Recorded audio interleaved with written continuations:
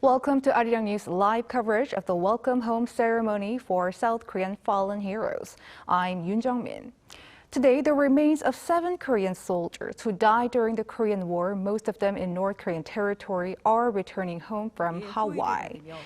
What you see on the screen right now is the South Seoul Air Base, Seongnam, just south of Seoul, where the Korean military KC-330 transport aircraft is just landing, carrying the remains of 7 South Korean fallen heroes from the Hickam Air Force Base, Hawaii.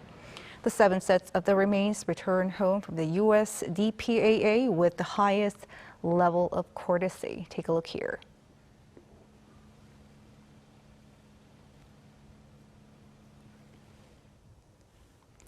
Right, and for our special coverage, joining me is Lt General Retired Chun In-bum, who also served as the commander of the ROK Special Forces. Lt General Chun, thank you for your time. Thank you for the invitation. So what would you say about the significance of this repatriation of fallen heroes just one day before the 70th anniversary of the signing of the Korean War Armistice? Yes, I'm really moved to see this event going on, especially at this very special moment. I think the significance of this ceremony is, number one, that it reminds all of us that the freedoms that we enjoy right now, that we take for granted, is actually based on many, many sacrifices. It's not free. Yes, and it is definitely not free. So it reminds us of the price that many have paid to allow us to enjoy our freedom. Secondly, I think it leads to each of us to resolve that if ever there is another challenge to our freedom, that we will do our best and sacrifice all that we have to ensure that our descendants will enjoy freedom as well. And finally, I think the meaning of all of this is to show our gratitude to not only the soldiers, but all the people who have made all of this possible. So it's really dark outside there. You can barely see the airplane landing. So what do you say about this round of return home ceremony? So it does take time to reach from Hawaii to Seoul. Yes. Seongnam Air Base, the K-16, is a very important airfield for the military. It provides much needed military support that is required, and it's close to Seoul. So by landing here, it makes not only gives the returning heroes an honorable return, but it makes all the logistics much better. But because it is a military airfield, yes, because of that reason, you can't actually, doesn't have that much lighting for those purposes. Right, and the remains of the 7 Korean soldiers this time who died during the Korean War, most of them, 3 of them actually in the North Korean territory, are returning home from the United States through the Korean War Identification Project. So what exactly is this project? So the Republic of Korea has the Ministry of National Defense Agency for Killed in Action Recovery and Identification. Yes, also known as MOCRI. MOCRI. Yes. And it was established finally established in 2007. The United States has the Department of POW MIA Accounting Agency, DPAA. Yes. And it was finally consolidated in 2015. These 2 agencies cooperate and run the Korean War Identification Project. And what this project does is, from all the remains that is collected by the United States, that is collected by the Republic of Korea, and those remains that are returned from the North Koreans at a price, they are all collected, and once the initial analysis is finished and conducted, and a certain degree of identification is is resolved, 국군전사자를 모시고 있는 they will 공군 let us know 특별수송기 and KC-330이 proceed. 행사장으로 진입하고 있습니다. Right, what you're seeing on the screen right now is the arrival of the KC-330 transport aircraft carrying the remains of 7 South Korean soldiers who were killed during the Korean War from the Hickam Air Force Base, Hawaii.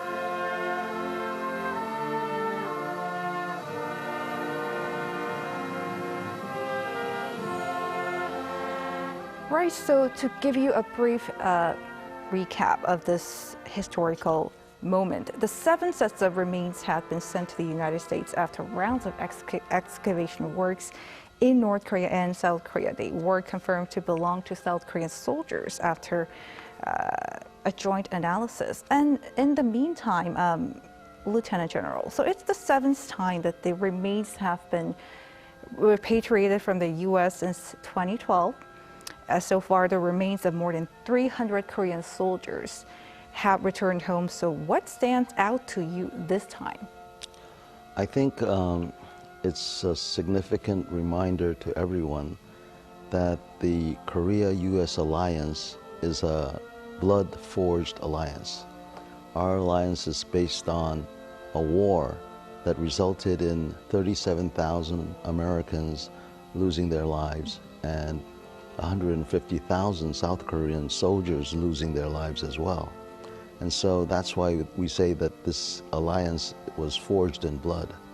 Many people don't realize that during the first months of the Korean War, approximately 5 months, every day 100 Americans were killed. So if you can imagine that among the 37,000, that during the initial 5 months, that nearly 15,000 of them were killed. Those numbers right now in today's mind is just, it's very difficult to comprehend. So it just reminds me that this war, how vicious and terrible it was. So what we're seeing on the screen right now, how would you describe this moment? So what's the next step of this ceremony process?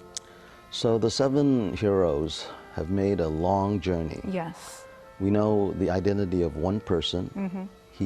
He was only 19 years old when he died. His older brother also died during the Korean War, so the family lost 2 people. And in particular, Mr. Han, his remains were returned. It was then had to go through a identification process.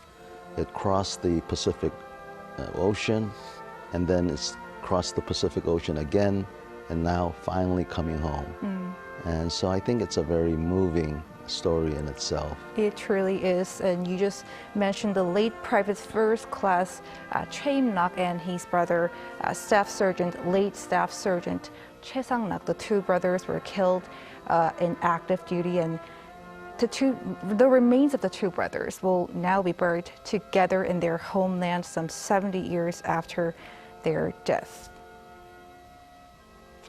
So the crew are entering the KC-330 right now.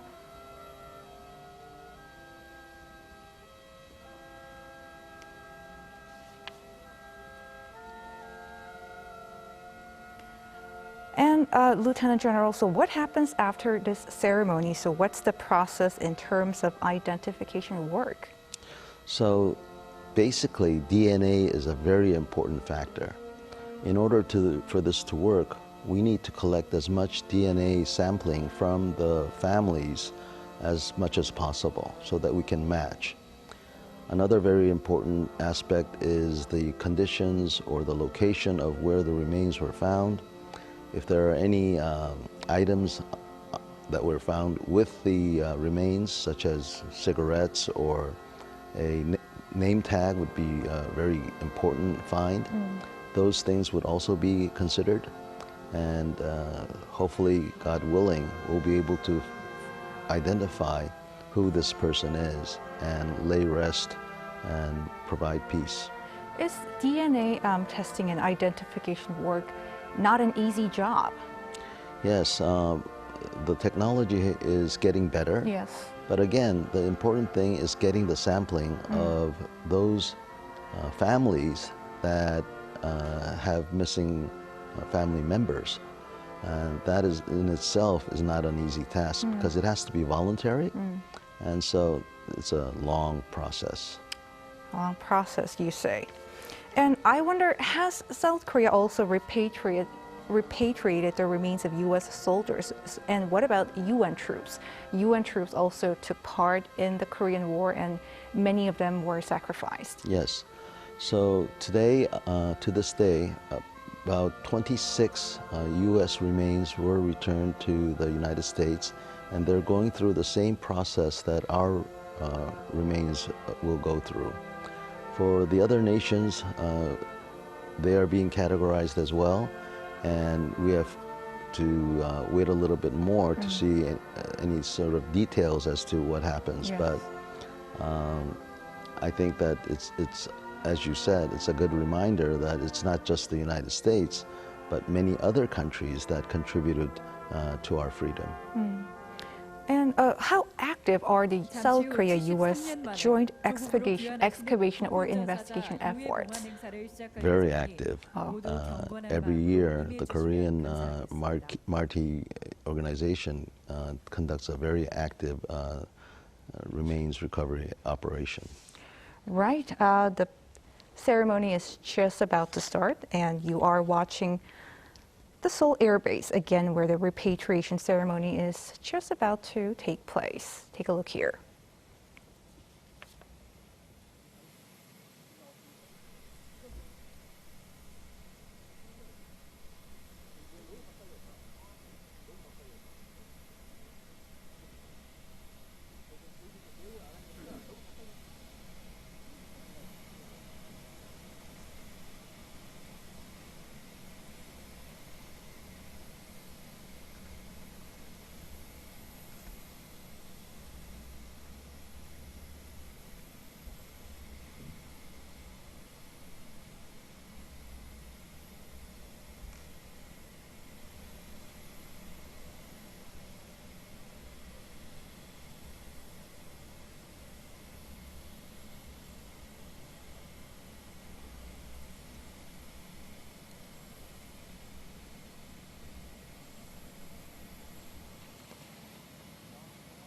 For just who are tuning in, you are watching Arirang live coverage of the Welcome Home ceremony for Korean War fallen soldiers, fallen heroes. The ceremony is just about to start, and you are seeing the President Yoon Suk-yeol and Defense Minister Lee Jong-suk 지금 walking in. 대통령님과 고 최임락 일병님의 유가족, 국방부 장관, 합참 의장, 필립 골드버그 주한미 대사, Philip Goldberg, the ambassador of U.S. to Korea, and the lieutenants of the Korea and U.S. joint forces are entering.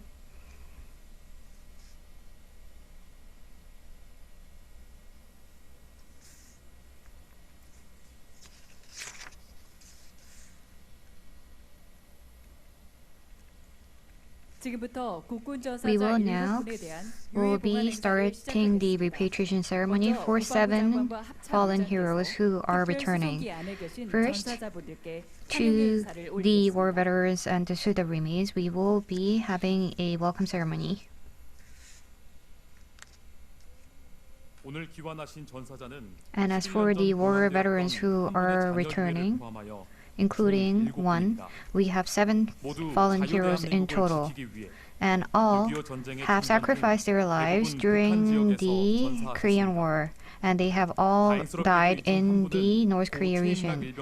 However, 1 fortunately has been identified to be Im Lak Choi, and we have a younger brother who are together with us right now.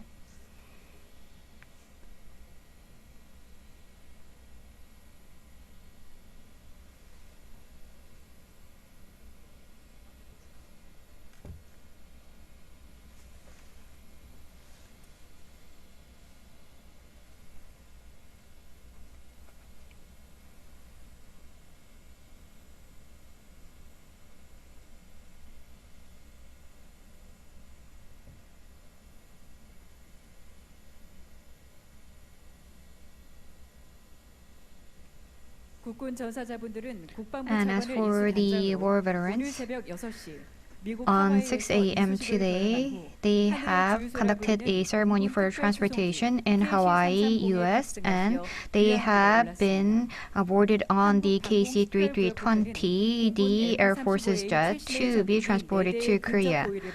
And they have been under the courtesy of the 4 jets, and they have passed Ulsan to be arriving in the free land, Korea. Soon, the remains of the war veterans will be onboarding the plane.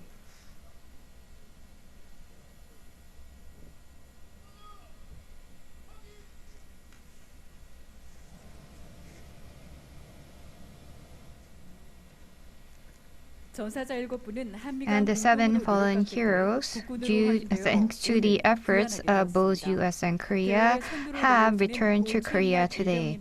And as for Im Rak-choi, after joining the army, he has been placed at the forefront and he has also participated in the Incheon. And unfortunately, he has passed away. And today, his nephew is bringing Mr. Im Rak-choi home, and now Korea, Free Land, is paying tribute to Im Rak-choi and 6 other fallen heroes. Let us pay salute to the fallen as they onboard the plane. 전사자께 대하여 경례! Salute the fallen.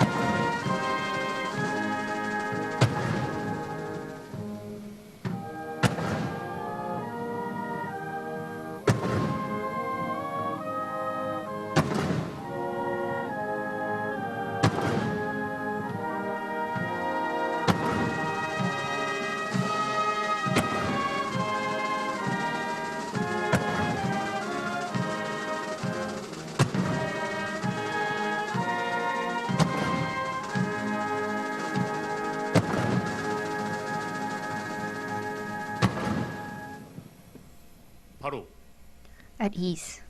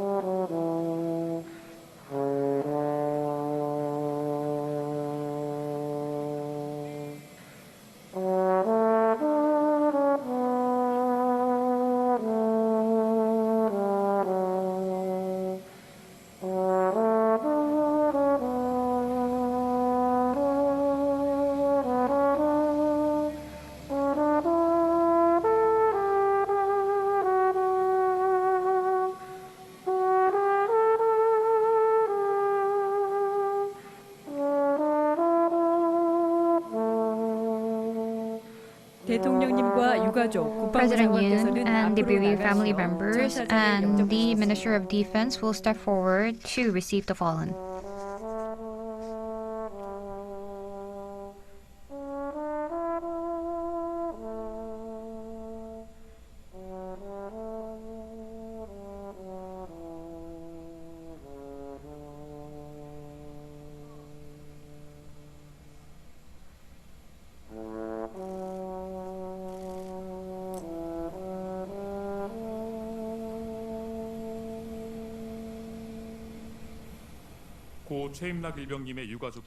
And the bereaved family members of Im Rak-choi will step forward to read the condolence letters.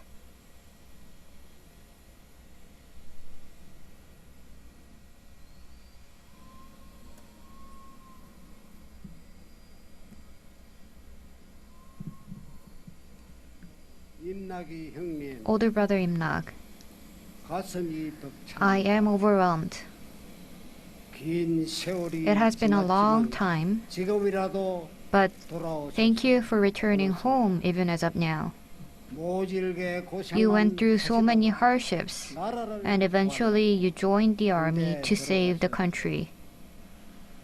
The Korea that you have sacrificed your life for is now a free Korea where everyone lives warmly with a full stomach. Right now, you're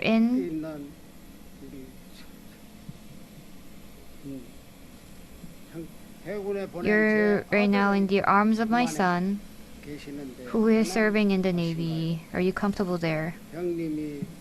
Imlak, please don't worry about our country anymore, and please rest in peace in our land.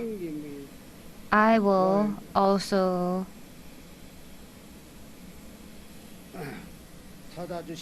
continue to live in Korea that you have saved with a grateful heart.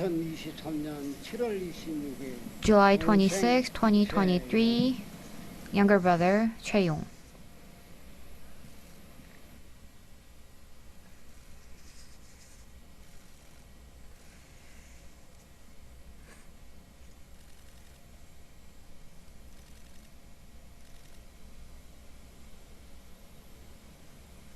Continuing, President Yoon will step forward and will present the combat medals to Mr. Yeom-rak Choi.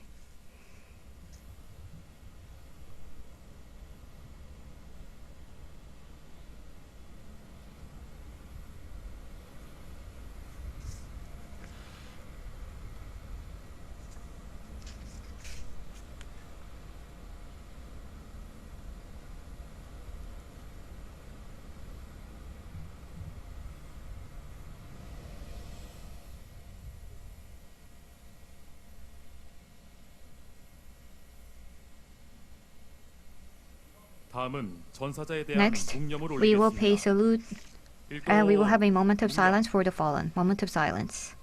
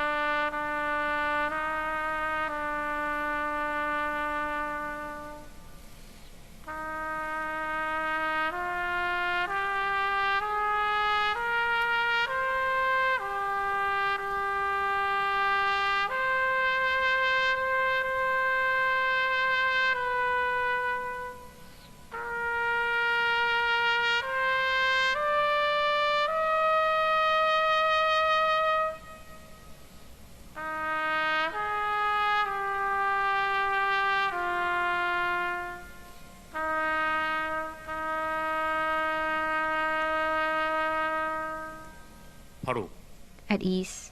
Continuing, we will now be transporting the fallen.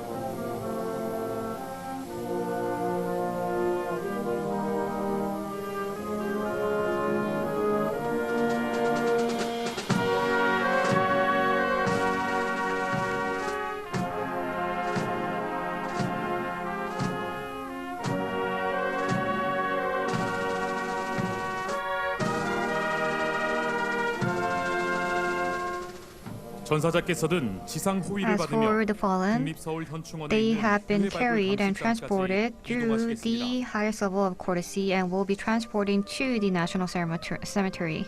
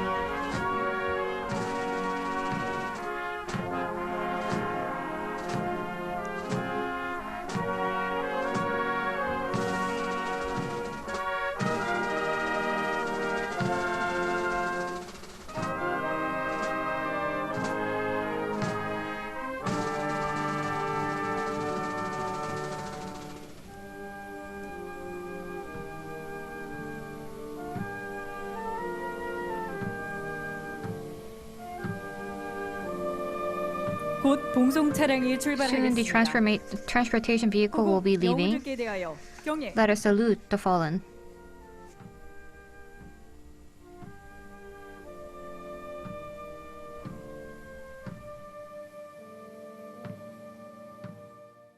Right, that was the repatriation ceremony of the fallen heroes 73 years after the outbreak of the war. General Chun, it was a very solemn moment, I would say. The fallen heroes came back home with the highest level of courtesy. So what stood out to you? I'm very moved. I'm very happy to see that the United States and Korea collaborated to do this, and that finally there's some closure to the families. As I was watching the ceremony, I could not stop but wonder and to think, I wonder how he died. It must have been very cold. Did he die immediately? Did he suffer? I think it just reminds us that if you think in the minds of those who did actually sacrifice for us, that their suffering and the suffering of their families is something that we should never forget. We should never forget. Lieutenant General Retired Chun In-bom, we appreciate your time. Thank you for the invitation. Thank you. And that wraps up Arirang's special coverage of the repatriation. Thanks for watching.